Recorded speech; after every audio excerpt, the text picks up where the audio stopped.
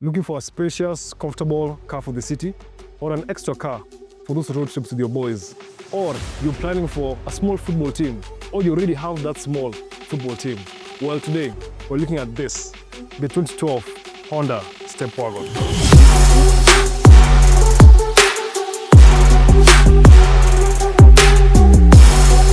I'm El.P. Let's check out this Stepwagon.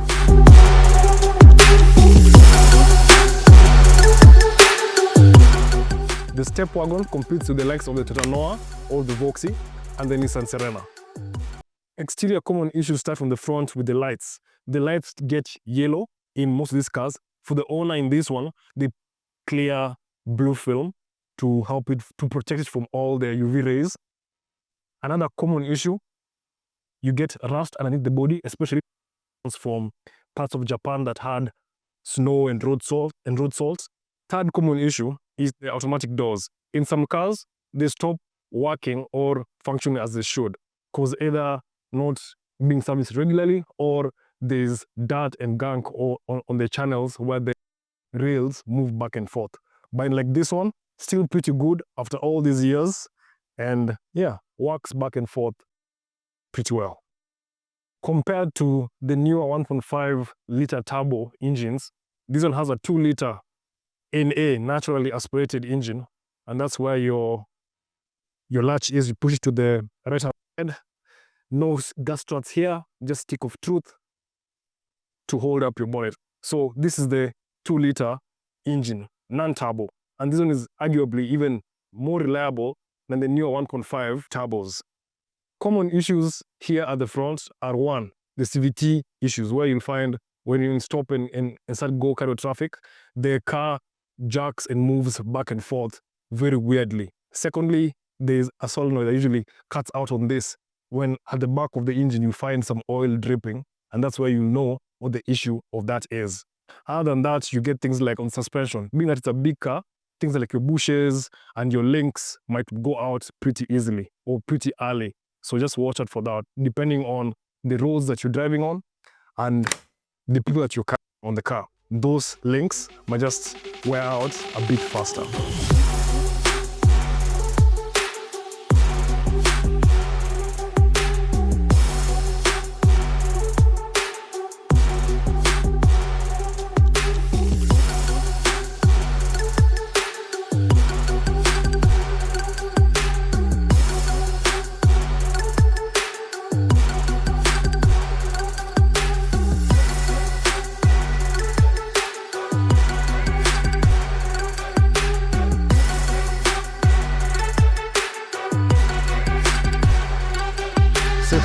For a 2012 one, it actually holds up pretty well in safety tests. It gets standard kit like dual front airbags, ABS across all the trims. In higher trims, you get things like vehicle stability assists, curtain airbags, and HID or LED headlights. Fuel economy is decent. Expect around 10 to 12 kilometers per liter in town and 15 kilometers per liter on the highway. Parts of this car or this engine, the 2-liter engine, are everywhere, and they're shared between the CR-V and the Honda Stream. So we don't need to search too much to get those parts. Here, you get this really boxy look, and this just tells you how practical it will be inside. You get your washer fluid here at the top, reverse camera, parking sensors, and no spare tire. So get in. It's not powered. With the boxy look I talked about, imagine all the things you can put here at the back with the third row seats down. You get tie-down points here, and you can use these latches as more tie-down areas. You get vents at the top to keep the third row seats cool. You get cup holders on sides and speakers. You just know they did not skimp on making the third row guys as comfortable as they can be. The third row seats up, you pull this locking latch, the sides fold, and you push them up like that.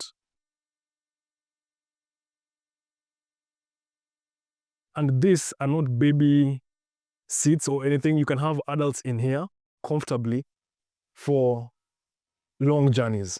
And I like that you get all this space now at the back to put your suitcases, your shopping, whatever, or your toys here at the back. I like how Hondas make use of the space, how you can fold away the seats and keep them away from sight when not using them. And when you want to use them, you can have them up and still have all this space to use. I like this, and I'd like to see more car manufacturers adopting such systems. Additional benefits of having this car is those sports day runs when people are sitting in the sun and being burnt and all that. You can be sitting here with your kids' snacks at the back and a nice shade watching your kids play. Automatic doors. You just have to love it until it fails, then you have to fix it. You get illumination to help you see this area at night.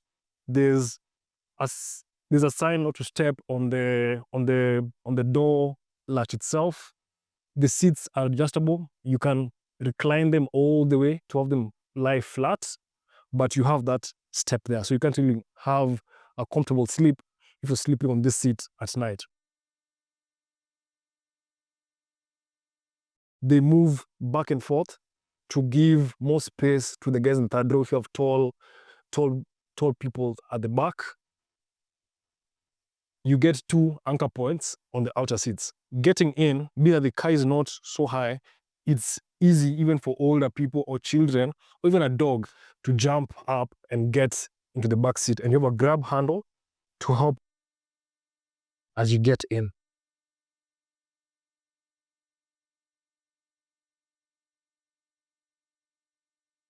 First things first, the things that I noticed is the seats are very comfortable.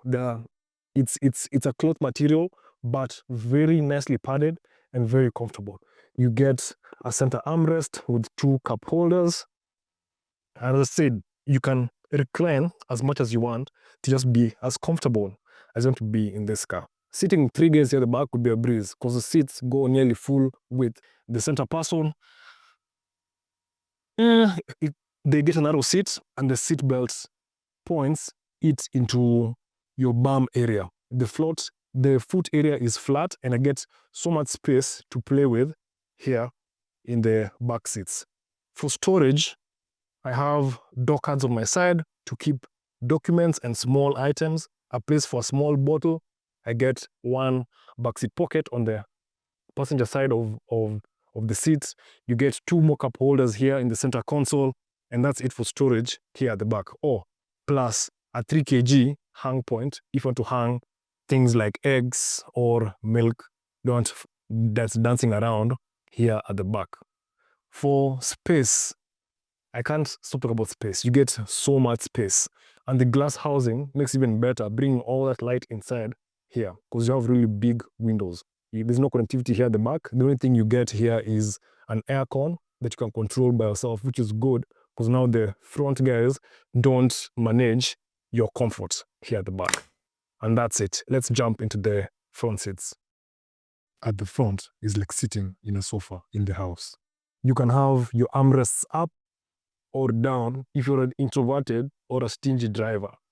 For materials, you get plastics all the way to the bottom, a bit of cloth here that's not padded. The seats themselves are cloth and they're very comfortable, just as the back. Your steering wheel, the owner has put this aftermarket steering wheel cover, but it's a plastic steering wheel, not wrapped in leather, but looks good and feels good nonetheless. You get plastics on the dashboard all the way. It's a very simple car, let me say that. The visibility here at the front is pretty good, being that the car has all this glass housing around, big windows, sizable side mirrors, and the rear view mirror does the rest. Plus you have cameras to help you parking and all that. And one thing I've noticed that I haven't seen with other cars is you get this small mirror at the corner there that reflects on your side mirror on the outside to just show you the front of the car there.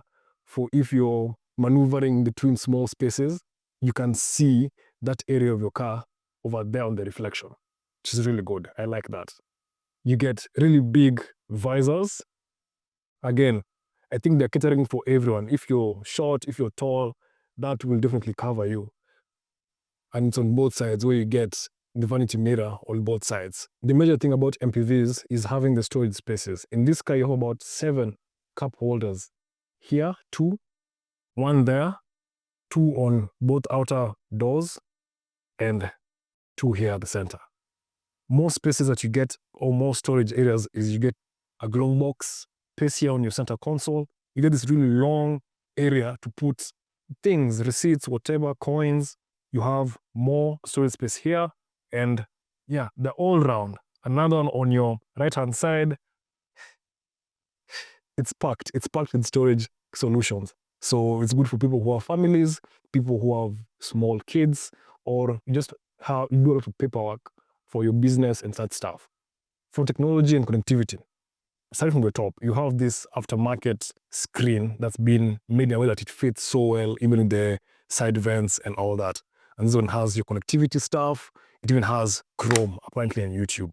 Coming down to the bottom, you have your HVAC systems, and they're all buttons, so they're easy to set and to regulate. Gear shifter. Coming down, you have a USB point here, a video input with actually 3 RSC ports, and a 12-volt power socket here on the side. And that's it for connectivity here at the front. For the tech itself, or what you get here at the front, you get your auto start stop on the other side. You get your automatic door open and close for both right and left doors, for the back doors. Your traction control button, a place to open your front bonnet, and a foot brake. On the steering wheel, you have your cruise control manuals on the right-hand side and your multimedia controls on the left-hand side, plus your pickup call and drop call here at the bottom of the steering wheel. Very Honda-looking steering wheel. So if you come from a Honda product from the past, and now they have a similar kind of look. The dash is analog. You have a speedometer at the center, your rails to the side, and a small screen on your right-hand side to give you more information like your fuel, your trip meter, and all of that. At the top here, you have a small screen with your time and your HVAC controls. Not controls, but screen to show you where the air is blowing and what is happening in the HVAC manuals. So is it worth the money? Well, in the market right now, a 2012 Stepwagon is significantly cheaper than the Noah. So for a growing family, for somebody who wants similar interior space as the Noah, more compact space for easily driving around town, well, it's worth it. You can tell me in the comments below, what do you guys think? Do you think it's a better alternative to the Noah or the Nissan Serena? Or do you think you'd go for something different if you have a big family? Tell me in the comments below. I'm El.P, and I'll catch you guys on the next one.